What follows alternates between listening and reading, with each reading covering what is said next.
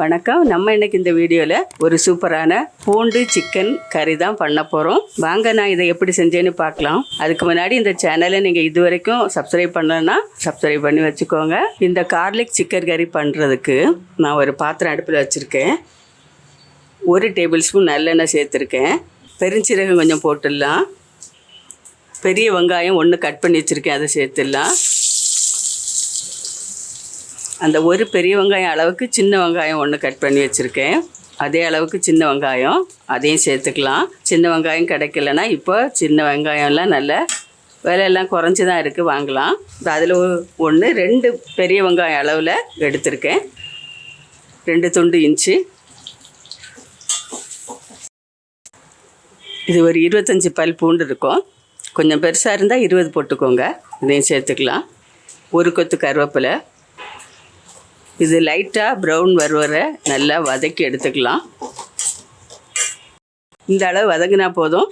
இதை அப்படி ஆற வச்சிடலாம். ஆற வச்சு அரைக்கணும். இப்போ கடாய் அடுப்பில் வச்சுருக்கேன். 3 டேபிள் ஸ்பூன் நல்லெண்ணெய் சேர்க்குறேன். இதில் 2 இன்ச் அளவுக்கு பட்டை, 3 ஏலக்காய், 6 கிராம்பு இதில் சேர்த்துடலாம். இப்போ அரைச்சி வச்ச பேஸ்ட்டை இதோடு சேர்த்து நல்லா மிக்ஸ் பண்ணிக்கலாம்.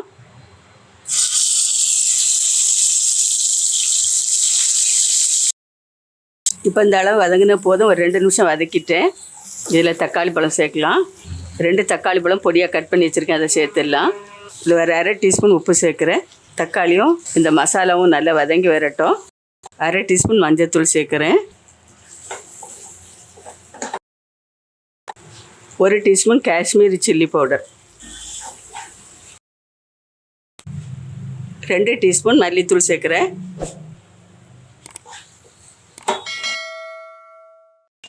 1/2 டீஸ்பூன் மிளகுத்தூள், 1/2 டீஸ்பூன் சீரகத்தூள், 1 டீஸ்பூன் சாதா மிளகாத்தூள் எல்லாம் சேர்த்து. இது கொஞ்சம் காரம் இருக்கும், காரத்துக்காக எல்லாம் சேர்த்து மிக்ஸ் பண்ணிடலாம். இப்போ மசாலா நல்லா மிக்ஸ் ஆகிட்டு சிக்கனை போட்டுடலாம். 1 கிலோ சிக்கன் எடுத்திருக்கேன். 1 கிலோ சிக்கன் இதை சேர்த்துடலாம். நல்லா கலந்து விட்டுடலாம். ஒரு 2 நிமிஷம் கலந்து விட்டு வேக வைக்கணும். இதில் 1 டீஸ்பூன் உப்பு சேர்க்குறேன்.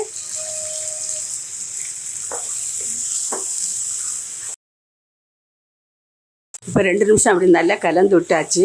இனி இதில் உள்ள தண்ணியெல்லாம் கொஞ்சம் வெளியே வந்துட்டு இது வேகிறதுக்கு தண்ணி சேர்த்துக்கலாம். நான் இப்போ ஜார் கழுவுன தண்ணி 1 கப்பு இதில் இருக்குது, இதை சேர்த்துக்கலாம். இதோட சேர்த்து இன்னும் 1 கப்பு தண்ணி சேர்த்துக்கலாம். இப்போ இதை மூடி போட்டு 20லேருந்து 25 நிமிஷம் வரை வச்சு எடுத்துக்கலாம். கொஞ்சம் மீடியம் தீயிலே வச்சுக்குவோம், வேகட்டும். இப்போ ஒரு 5 நிமிஷம் ஆயிருக்கு, திறந்து பார்க்கலாம். இடையிடையே கலந்து விடணும். 25 நிமிஷம் நம்ம வச்சா இந்த இடையில அப்படியே 1 தடவை 2 தடவை கலந்து விட்டு வைக்கணும். 1/4 டீஸ்பூன் உப்பு சேர்க்குறேன். மொத்தமாக 2 டீஸ்பூன் உப்பு சேர்த்துருக்கேன். நீங்கள் தேவையான அளவு பார்த்து சேர்த்துக்கோங்க. மறுபடியும் மூடி வச்சிடலாம்.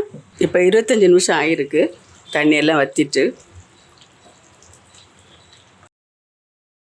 இல்லை கொஞ்சம் மல்லியில தூக்கிக்கலாம்.